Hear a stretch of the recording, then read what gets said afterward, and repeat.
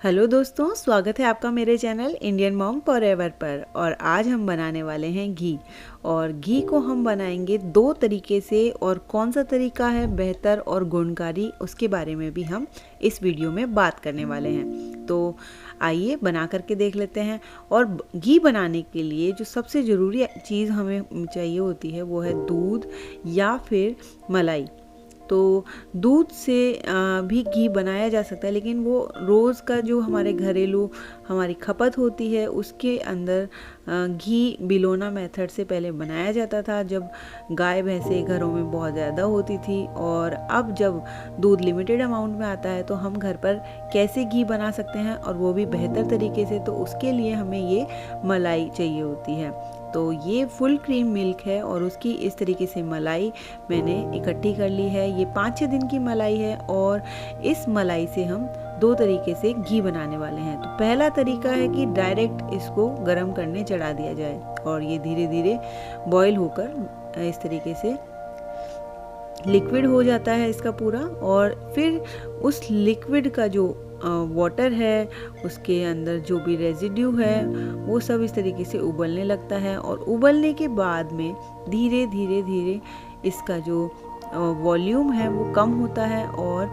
इसके अंदर का पानी वो उड़ जाता है। और उस दौरान इसको चलाते रहना है, और चलाते चलाते फिर भी इसके अंदर इतना ज़्यादा जो रेजिड्यू की मात्रा है वो होती है कि वो इसको जब हम बनाते हैं तो इसके कलर, इसके स्वाद, इसकी खुशबू सब पर असर डालती है।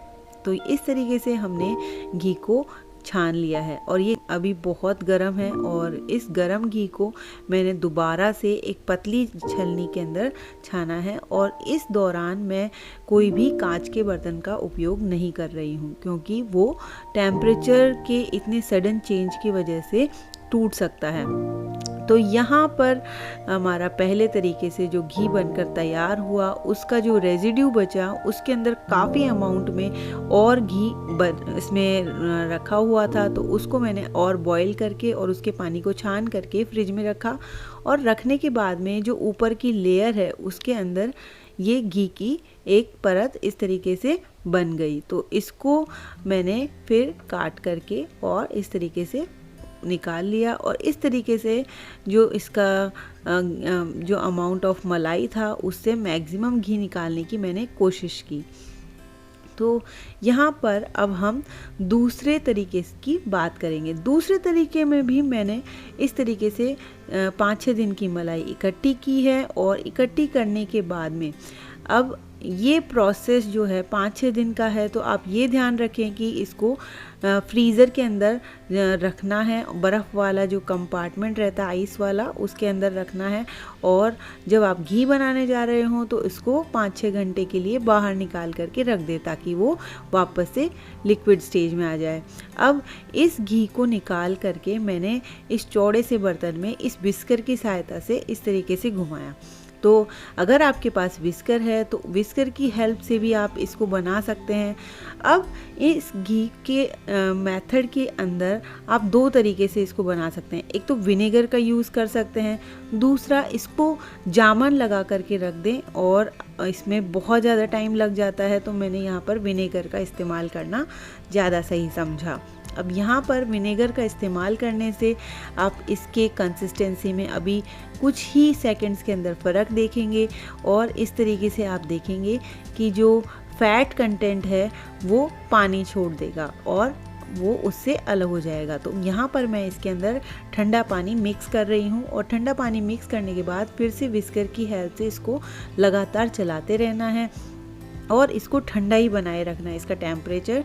और घी निकल करके ऊपर ये आ जाता है और उसको हाथ या छलनी की सहायता से निकाल लेना है। तो इस तरीके से जो कच्चा घी है, हमारा जो मक्खन है, वो निकल करके तैयार हो जाता है। और यहाँ पर मैं आपको बता दूँ कि बहुत सारे तरीके से यहाँ पर घी बना सकते हैं। मैंने यहाँ पर विस्कर का इस्तेमाल किया। दूसरे तरीके में मैं यहाँ पर हैंड ब्लेंडर का इस्तेमाल कर रही हूँ। इसके अंदर मेहनत भी कम होती है और फटाफट से घी ऊपर निकल आता है। तो यहाँ पर हैंड ब्लेंडर का इस्तेमाल करके वही मैंने मलाई के अंदर थोड़ा सिरका डाला है और थोड़ी देर के लिए हैंड ब्लेंडर इसके अंदर चला दिया। और हैंड ब्लेंडर चलाने से पहले मैंने इसके अंदर आइस या ठंडा पानी या फिर दोनों का उपयोग इसमें किया जा सकता है। अब घी को इस तरीके से हाथ की सहायता से इसका जो मक्खन है उसको मैं निकाल लूँगी, लेकिन उससे पहले मैंने ये ध्यान रखा कि मेरे हाथ में जो भी रिंग या फिर और भी कोई ऐसी चीज़ आपने पहनी हो तो वो निकाल दें और अपने हाथों को अच्छे से क्लीन कर लें। और उससे होता क्या है कि हमारा जो घी है उसमें वो बहुत दिनों तक ठहरता है और उसमें कोई भी तरीके की परेशानी नहीं आती है। तो इस तरीके से जो मक्खन के जो मैंने गोले बना करके इस साइड में एक बर्तन में डाल लिए हैं। अब यहाँ पर आप देख सकते हैं कि इस मक्खन के अंदर से हल्का हल्का जब मैं दबा रही हूँ तो इसके अंदर से पानी निकलता है।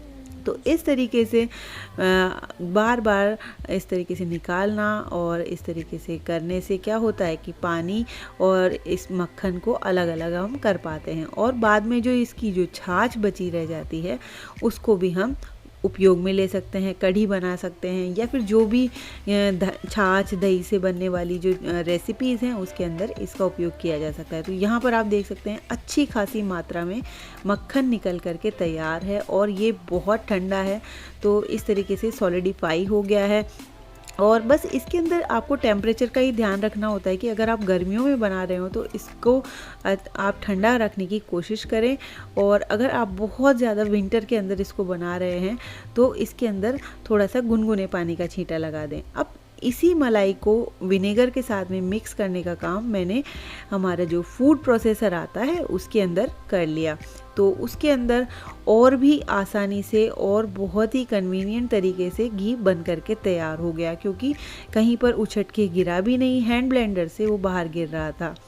अब इस तरीके से हमने ये मक्खन बना करके तैयार किया। अब इस मक्खन को हम कढ़ाई के अंदर ले लेते हैं और कुछ ही मिनट के अंदर, मुश्किल से 2 मिनट भी नहीं लगे और ये फटाफट बन करके जो घी है वो तैयार हो गया, क्योंकि इसके अंदर ना तो लिक्विड रेजिड्यू था ना ही सॉलिड रेजिड्यू था। इस तरीके से झाग वाली कंसिस्टेंसी इसमें आ गई है और झाग धीरे धीरे कम हो गया। और उसके बाद में मैं इसको चलाती रही और यहाँ पर आप देख सकते हैं इसका जो वाइट वाला पार्ट है वो धीरे धीरे कम होता जा रहा है, ट्रांसपेरेंट होता जा रहा है। और यहाँ पर अब इस स्टेज में ध्यान रखना है कि जब घी बनने की थोड़े से पहले ही हम इसको बंद कर दें। बंद करने से ये इसके अंदर जो हीट होती है उसकी वजह से ये और पकता है। तो उसके बाद में मैंने इसको इस तरीके से छान लिया है और छानने के लिए मैं यहाँ पर स्ट्रेनर, वही पतली वाली स्ट्रेनर यूज़ कर रही हूँ और ये स्टील की डब्बे में मैंने इसको छाना है। अब थोड़ा सा ठंडा होने के बाद में हम इन दोनों तरीके के से बनाए हुए घी को कांच के इस जार में डाल लेते हैं। ये मैं आपको डेमोन्स्ट्रेशन पर्पस से मैं इसमें डाल कर दिखा रही हूँ। तो आप यहाँ देख सकते हैं कि पहले मेथड से जो हमने घी बनाया उसका जो अमाउंट है, उसकी जो क्वांटिटी है वो इस तरीके से आप देख सकते हैं, और दूसरे तरीके से हमने जो घी बनाया उसकी क्वांटिटी आप यहाँ देख सकते हैं। और पहले तरीके से जो हमने घी बनाया उसके अंदर बहुत ज़्यादा रेजिड्यू बच गया था और फैट लॉस भी बहुत ज़्यादा हुआ, और दूसरे वाले मेथड में वो जो बच जाता है रेजिड्यू वो बहुत कम था और फैट लॉस कम हुआ, तो घी भी ज़्यादा बना। और यहाँ पर हम घी की कंसिस्टेंसी चेक कर लेते हैं। तो पहले तरीके से जो हमने घी बनाया वो एकदम स्मूथ है, उसमें कोई भी ऐसा दानेदार कंसिस्टेंसी दिखाई नहीं दे रही है, बहुत स्मूथ है। और कलर थोड़ा सा हल्का सा जो है डार्क है, हल्का सा, जो वाइट हम नहीं कह सकते हैं इसको, तो हल्का सा क्रीम कलर का ये हो गया है। और जो दूसरे तरीके से हमने घी बनाया है, हम बिलोना मेथड से बनाते हैं तो भी यही रिज़ल्ट आता है। ये एकदम सफ़ेद है और इस सफ़ेद घी के अंदर यहाँ पर दानेदार कंसिस्टेंसी देखी जा सकती है।